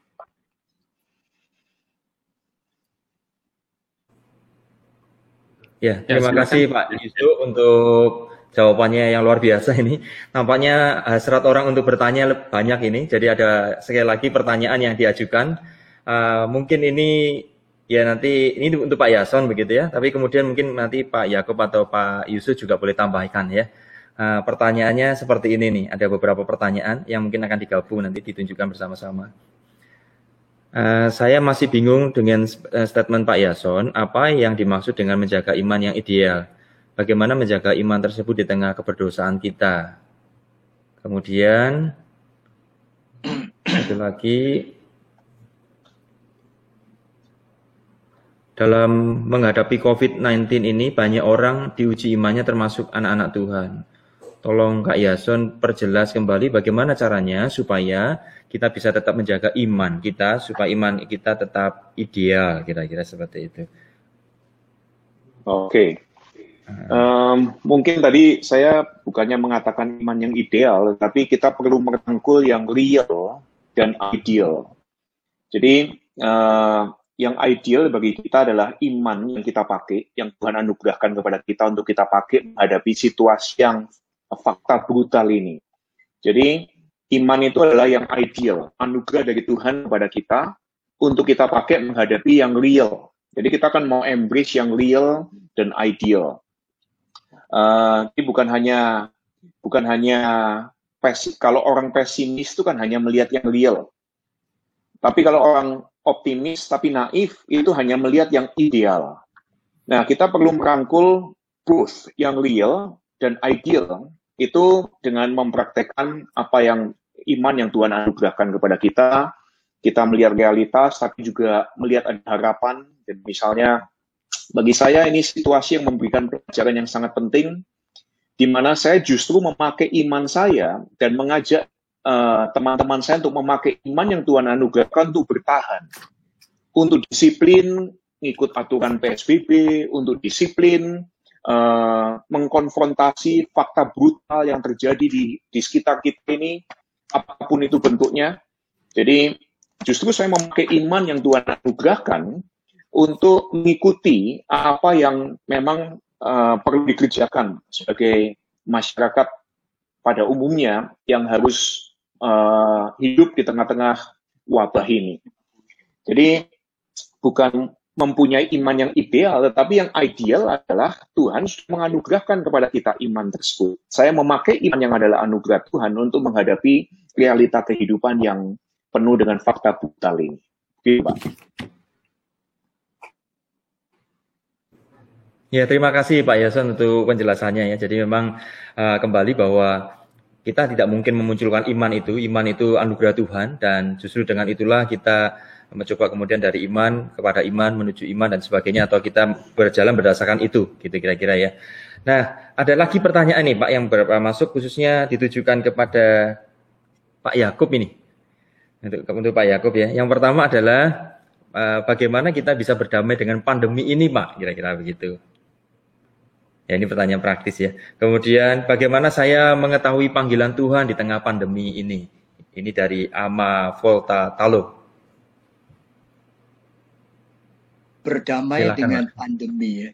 Sebetulnya itu merupakan sesuatu sikap meresponi yang dewasa sekali. Sehingga ini berkaitan dengan apa yang tadi Pak Yason juga sebutkan mengenai iman. Itu sebenarnya itu iman itu suatu anugerah Tuhan yang ajaib ya. Yang barangkali saya bisa singkat saja katakan, kalau disebut sebagai iman, itu anugerah Tuhan yang memungkinkan kita connect dengan Tuhan. Jadi iman itu sesuatu yang dianugerahkan membuat kita bisa connect dengan Tuhan. Tetapi anugerah tersebut yang mulainya hadir di dalam roh manusia, itu ternyata diresponi oleh setiap orang beda-beda tergantung daripada struktur jiwanya. Nah, sehingga iman, itu makanya saya pernah khotbah juga di Gereja GKA Gloria, itu James Fowler itu mengatakan ternyata ada 7 manifestasinya. Jadi iman yang ideal itu apa? Gitu loh. Jadi kalau 7 manifestasinya tergantung struktur jiwanya. Kalau iman yang struktur jiwanya itu zero, itu dinamakan undifferentiated faith.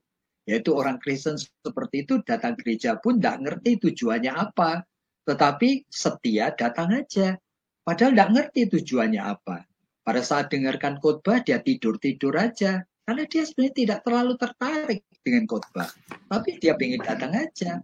Yaitu namanya undifferentiated faith. Nah, orang dengan undifferentiated faith, bagaimana bisa mensikapi akan realita yang menyakitkan, yang membuat dia sakit, seperti COVID-19 ini, dengan bersahabat ya, tanda petik, dia mensikapinya itu hanya secara instinctual. Ya, berarti instingnya bergerak kemana? Kalau lagi dia tuh mau oke-oke, ya dia itu oke. Tapi kalau mengeluh-ngeluh, ya dia mengeluh aja. Begitu. Jadi apa itu sama dengan berdamai? Nah, belum tentu loh orang seperti itu tidak bisa bertahan di tengah penderitaannya. Banyak mengeluh, banyak marah, banyak maki-maki Tuhan pun, tanda petik, dia tetap juga tidak akan mengkhianati Tuhan. Aneh sekali hidup ini. Tetapi itu beda dengan struktur yang berikutnya. Kalau strukturnya itu sudah lebih baik, namanya intuitive projective faith. Itu berarti sudah punya intuisi atau feeling yang membuat dia punya reason kenapa dia ke gereja, kenapa dia bertingkah laku rohani, kenapa dia baca Alkitab, kenapa dia itu doa. Sudah punya reason. Tapi reasonnya itu tidak ada kaitannya dengan Tuhan, Mas Yan. Reasonnya masih untuk perasaan, nah, pikirannya sendiri, untuk kenikmatannya sendiri. Sehingga sekali lagi, orang dengan intuitive projective, mungkin dia rajin gereja, tetapi sebetulnya tujuannya bukan untuk dengar firman Tuhan. Apakah orang tersebut lalu disebut tidak beriman? Apa ini bukan ideal? Oleh karena realitanya dia bisa sangat setia sekali dan aktif sekali loh. Dia doa itu doa dan puasa loh. Tapi dia tidak pernah ingin kenal Tuhan secara pribadi. Hanya intuisinya memberikan pencarian untuk kebutuhan feelingnya. Feel okay. Nah ini, intuisinya. Tapi kalau strukturnya lebih baik lagi dikit, nah ini menjadi disebut mythical literal faith. Ini lain lagi. Sekarang isi doanya itu terus-menerus hanya minta-minta sama Tuhan. Dan kadang-kadang tingkah lakunya di tengah sakit COVID ini, dia tingkah lakunya sebetulnya bisa mengherankan sekali. Makanya disebutkan mythical, literal. Oleh karena apa? Khususnya misalnya mamaku kena COVID dan sekarang itu sedang menderita sekali. Nah, untuk mamaku yang kena COVID-19, aku rela doa dan puasa 3 bulan ini. Setiap hari aku hanya makan pagi hari, kemudian doa dan puasa. Luar biasa toh. Tapi dia tidak ada sehari-harinya keinginan baca Alkitab, keinginan untuk memikirkan firman, keinginan untuk tanda petik mengenal Tuhan yang ajaib ini, yang disaksikan oleh Alkitab, dia tidak punya. Nah ini level baru level 2 ini, mythical. Lalu level 3 ini sudah sintetik konvensional. Nah, orang sintetik konvensional, imannya bisa sudah menjadi seorang pendeta, bisa menjadi guru sekolah minggu, tetapi copy paste. Dia cuma ngapain? Yaitu mensintesiskan apa yang sudah diajarkan di gereja seolah-olah miliknya sendiri. Padahal seperti kepercayaan Allah Tritunggal, dia tidak ngerti apa itu. Dan sebetulnya tidak pengen ngerti, tetapi dia bisa mengajarkannya kepada orang lain. Nah, orang seperti ini, apakah lalu dia itu punya iman yang ideal? Nah, ini menjadi masalah. Oleh karena di dalam tingkah laku fenomenanya, itu sebetulnya tanda petik, itu kadang-kadang ajaib dan mengherankan sekali. Tapi sehari-harinya dia tidak mempunyai sebetulnya kerinduan dan keinginan kenal Tuhan secara pribadi. Nah, baru nanti mulai pada level yang keempat, di mana orang disebut individuatif reflective faith. Nah, itu orang baru strukturnya memang sudah mulai melayani kerja dari roh yang sudah dibebaskan Tuhan. Sehingga ada kerinduan untuk mengenal Tuhan secara pribadi. Sehingga orang ini itu mencari hadirat Tuhan. Dan orang ini di tengah kondisi COVID-19 ini, dia tingkah lakunya itu memang menjadi spiritual man and woman yang di dalam kesadaran waspada sekali.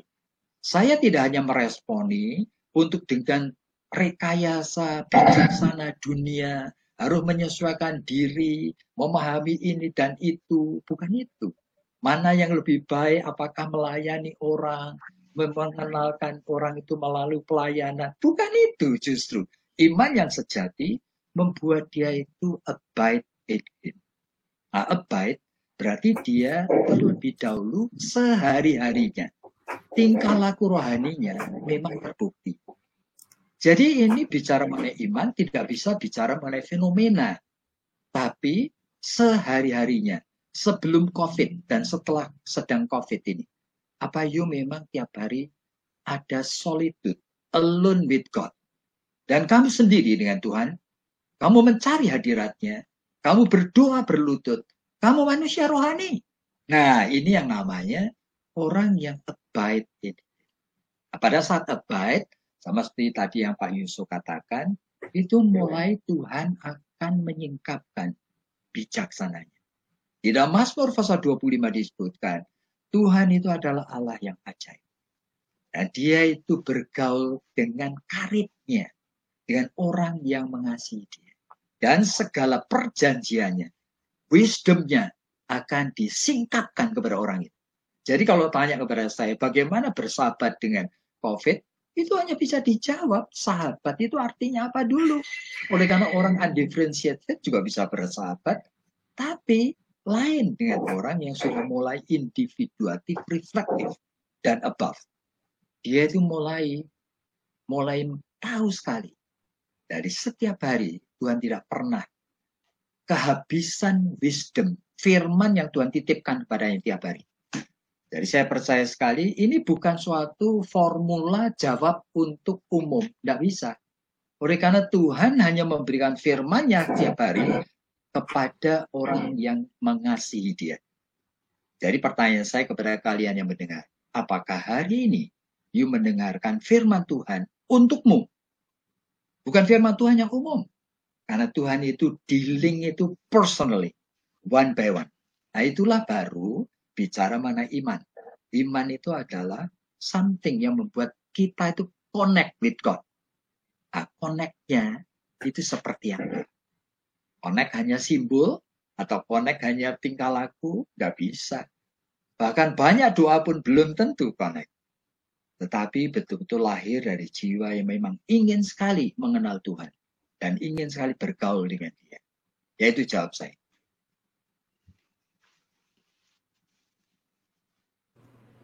Ya, Pak Yusuf, Pak Yakub, terima kasih untuk jawabannya yang luar biasa nih, Pak. Jelas sekali dan saya pikir sangat menginspirasi dan komprehensif ini boleh dibilang seperti itu ya. Memang kita selalu harus memahami dengan tepat dan benar. Nah, ini ada satu pertanyaan lagi. Nampaknya waktu kita ini juga sudah menunjukkan pukul 8:22. Jadi saya akan beri kesempatan satu pertanyaan lagi yang mungkin boleh dibahas atau boleh dijawab, yaitu yang pertama ini dari Pendeta Kango ya. Pak Yason, apa tantangan yang akan dihadapi gereja setelah pandemik atau new normal, khususnya pelayanan kepada kaum milenial ya, sekalipun mungkin agak sedikit berbeda topik kita, tetapi nggak apa-apa, mungkin bisa dijawab kali ya. Yang jelas kelihatannya orang sudah terbiasa online ini untuk kembali ke gereja bersama-sama belum tentu segampang itu. Ada orang yang maunya corona free baru mau berkumpul bersama. Sementara pada saat ini semua gereja sedang berinovasi dalam membuat online service, dalam broadcasting. Jadi yang saya percaya banyak sekali orang muda, remaja, milenial, selenial, anak-anak selenial aja sudah pintar sekali untuk bikin video, untuk ambil sudut-sudut foto. Gereja perlu merespon dengan memberikan wadah tersebut, sehingga pada saat nanti kita boleh beribadah bersama lagi, semua inovasi dalam broadcasting ministry ini tidak stop. Sesuatu yang tiba-tiba sedang booming, kemudian kalau kita kembali ke situasi seperti sebelum COVID ini, bisa stop gitu. Jadi bagi saya sih, new normal nanti seperti yang tiba-tiba gereja alami hari ini, tiba-tiba semuanya harus online, harus terbiasa dengan Zoom, dengan StreamYard, dan sebagainya. Dan hal tersebut membuat banyak sekali opportunity di depan ini yang justru bisa terpakai untuk memberitakan apa yang Tuhan titipkan kepada kita, pesan Injil kepada kita semua ini. Gitu, Pak. Ya, terima kasih Pak Yason untuk jawabannya. Aduh, nampaknya ini pertanyaan banyak sekali, tetapi sekali lagi Bapak Ibu, saudara-saudara yang mungkin sudah berpartisipasi, sekali lagi kami minta maaf ini, memang banyak pertanyaan yang harus dijawab, tetapi waktu kita 1,5 jam, Bapak Ibu. Nah, untuk menutup kongko kita untuk sesi ini, ya sesi berkaitan dengan kehidupan jatuh bangunnya atau kemenangan dan kegagalan orang Kristen di tengah pandemi COVID-19, saya cuma bisa menyimpulkan satu kalimat begini, supaya kita bisa menang kira-kira, atau apa yang perlu kita perhatikan di tengah-tengah tantangan kemenangan dan kegagalan iman Kristen di tengah pandemi COVID-19 adalah nampaknya kita harus memang memikirkan ulang atau merevaluasi ulang bagaimana kerinduan kita terhadap Tuhan, begitu. Kemudian relasi kita, atau seperti tadi Pak Yakub sudah ingatkan kita, abide in Him, dan bagaimana kita merespon segala sesuatu ini dengan tepat berdasarkan sesuai firman Tuhan, bagaimana kita merespon situasi ini dengan kacamata benar firman Tuhan, dan bukan untuk sekedar kepuasan diri, hasil diri, dan sebagainya. Mungkin kira-kira ada tambahan atau kalimat-kalimat terakhir yang ingin disampaikan Pak Yusuf atau Pak Yakub atau Pak Yason untuk sesi ini? Pak Yakub dulu mungkin memberikan closing statement ini. Silakan Pak. Mungkin Yusuf aja dulu. Karena tadi saya Pak Yason, sekalian you aja dulu. Oh, saya lagi mikir soalnya Pak. Ya, yang saya pikirkan adalah begini ya. Kita perlu serius terhadap hal ini. Ada banyak orang yang ingin segera normal kembali. Maka setelah melihat kondisi khususnya di Indonesia ini, ya, kita mempunyai banyak alasan untuk pesimis bahwa ini akan normal dalam waktu singkat. Melihat ketidakdisiplinan dari masyarakat, ketidakmengertian sebagian besar dari masyarakat kita, ya, social physical distancing-nya tidak disiplin. Nah ini, jadi saya pikir percuma sekali kalau kita berharap-harap akan datang cepat kondisi normal itu. Kita akan malah kecewa. Ya. Tetapi justru mari kita berusaha untuk berjalan bersama dengan Tuhan.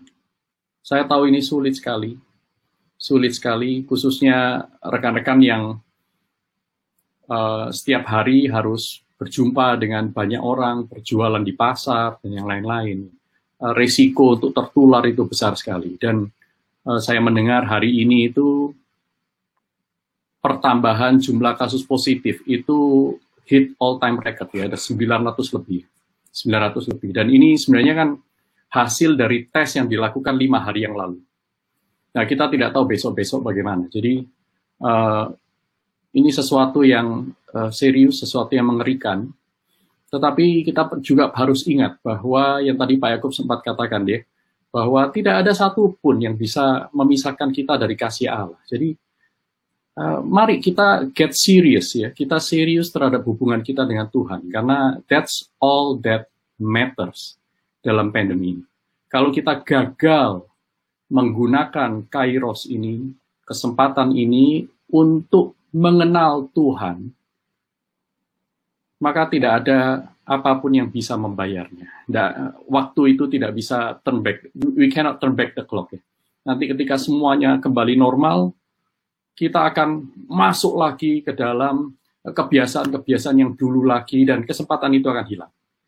Jadi mari kita berlari-lari kembali kepada Tuhan yang mengasihi kita, yang sudah ditunjukkan lewat salibnya.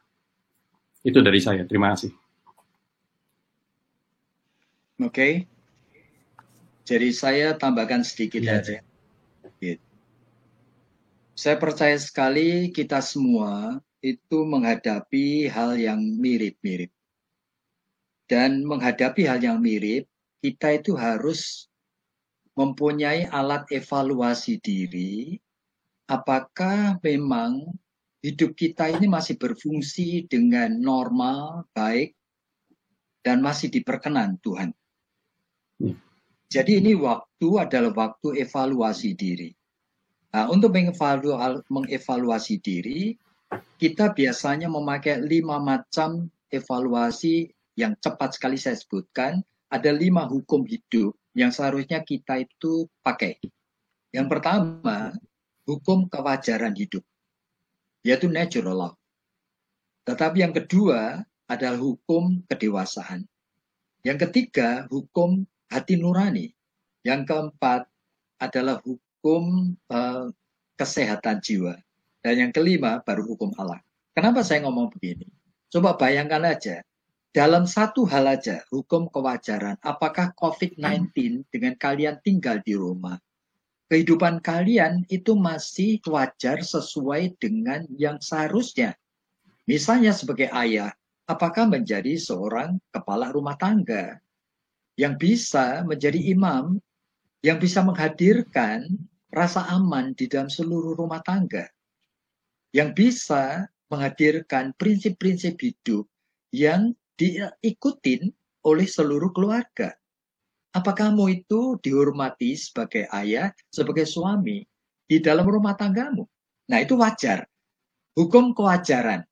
Gitu. Nah, kalau itu sudah kehilangan, mulai goyah, you harus berani mengevaluir ini.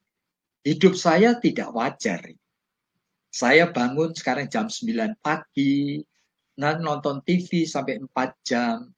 Saya makan itu semau gue. Saya terus cuma telepon makanan. Saya tidak pernah kumpulkan anak-anak dan ngomong-ngomong sebagai the head of the family. Saya tidak pernah ngomong seperti itu. Saya tidak lead the family. Nah, hidup saya tidak wajar. Ini baru hukum kewajaran ini. Jadi hukum yang kedua, hukum kedewasaan, lain lagi.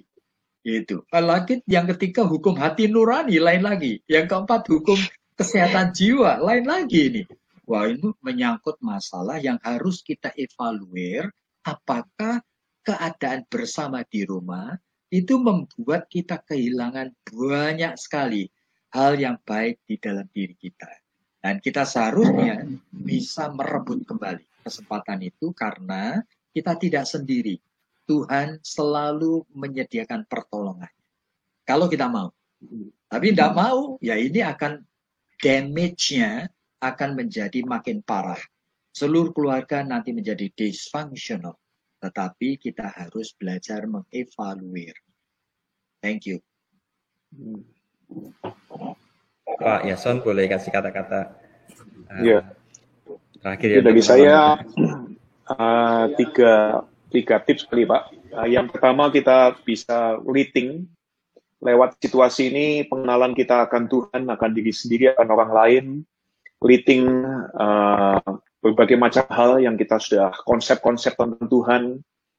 Dan juga yang kedua, relearn, kita perlu belajar sudut pandang lain dalam kehidupan ini.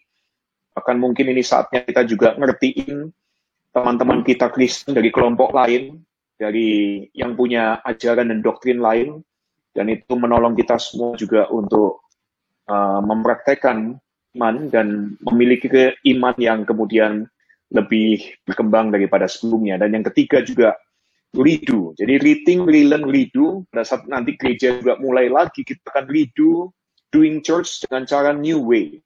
Dan itu perlu sekali banyak hal yang akan terjadi yang saya yakin bisa excited tapi juga bisa membuat kita stres. Mungkin 3 hal tersebut ya yang saya tambahkan: rethink, relearn, dan redo. Thank you, Pak.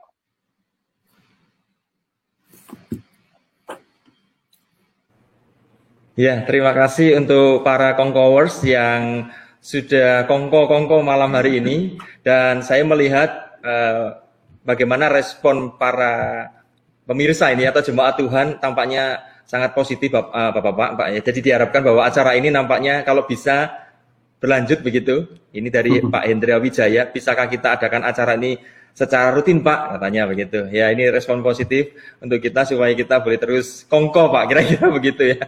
Nah, kemudian dari Firman Sega di sana dikatakan juga berharap acara ini ya maksudnya bersambung, kira-kira begitu. Nah, kemudian ada dari Pak William Lim ini ya. Thank you untuk pelayanan Pendeta Yakub, Pendeta Yusuf, Pendeta Yason malam ini sangat mencerahkan ya, GBU. Tuhan berkati ya. Kemudian dari Nina Huta Galung, terima kasih kepada Pendeta Lim, Pendeta Yakub, Pendeta Yusuf, Pendeta Yason, dan semua partisipan yang bertanya. Semoga ini bisa menjadi pertemuan rutin. Ya, God bless us katanya. Nah, ini juga ada dari Lan Martoyo ya. Thanks GKA Gloria yang sudah menyediakan warung kopi untuk kongko kita. Ya, puji Tuhan ya. Di acara ini boleh menjadi berkah dan komunikasi dengan jemaat atau banyak anak-anak Tuhan. Kemudian dari Leona Margaret ya. Terima kasih Pak Yakub, Pak Yusuf, Pak Yason, dan Pak Lim Sin Leong ya, dan segenap tim yang melayani hari ini. Tuhan Yesus memberkati, kiranya Tuhan menolong kita memaknai pandemi ini dengan bijaksana. Nah, sekali lagi saya ucapkan terima kasih kepada Kongkowers kita ya. Dan sebelum menyudahi acara ini, saya ingin berikan info kepada Bapak Ibu jemaat Tuhan yang ada di rumah bahwa Kamis depan tanggal 28 Mei kita akan melangsungkan kopi online yang kedua dengan satu tema yaitu Women of Faith ya, Women of Faith Quarantine Edition, wanita beriman di masa karantina, tantangan dan kesempatan, dengan narasumber atau Kongkowers yaitu Ibu Esther Sabda, kemudian PhD dari STRI, kemudian Ibu Vivi Handoyo, MTH dari STTRI juga, kemudian ada Ibu Lani Pranata, MTH dari STTRI juga. Nah, Bapak Ibu dan saudara sekalian juga Kongkowers hari ini, mari sebelum kita menyudahi acara ini, kopi yang pertama ini, kita akan satu di dalam doa, kita bersyukur untuk segala pertolongan Tuhan, dan kiranya acara ini boleh menjadi berkat untuk jemaat Tuhan, khususnya di tengah-tengah pandemi COVID-19 ini. Mari kita satu dalam doa, kalau boleh minta kesediaannya, Pak Pendeta Yakub boleh berdoa untuk kita sekalian. Ya, Tuhan terima kasih kami boleh mengadakan percakapan seperti ini, yang kami percaya diperkenan oleh Tuhan, dan Tuhan akan tolong supaya hal-hal yang baik, yang sesuai dengan kehendak Tuhan, boleh hadir dalam pikiran dan hati kami semua, sehingga memperkayakan kehidupan iman kami di dalam meresponi kehidupan yang tidak mudah ini. Ya. Tuhan kasihanlah kami, oleh karena kami semua menjadi bagian dari gereja-gereja Tuhan di seluruh dunia, yang bergumul bagaimana menghadirkan akan iman yang Engkau sudah anugerahkan untuk meresponi akan realita hidup ini. Berkati kami semua, dan secara khusus juga penyelenggara yaitu GKA Gloria, kiranya Tuhan makin lama makin juga melengkapi seluruh gereja ini dengan hal-hal yang Tuhan kehendaki. Dengarkan doa kami, dalam nama Tuhan Yesus Kristus kami sudah berdoa. Amin. Amin. Ya, sekali lagi terima kasih untuk Bapak Ibu jemaat Tuhan yang boleh mengikuti acara ini. Sekali lagi terima kasih untuk Pak Yakub, Pak Yusuf, dan Pak Yason, boleh menjadi berkat bagi kita sekalian. Ya, sampai ketemu di waktu berikutnya ya. Tuhan memberkati. Baik. Terima kasih. Terima kasih. Thank you.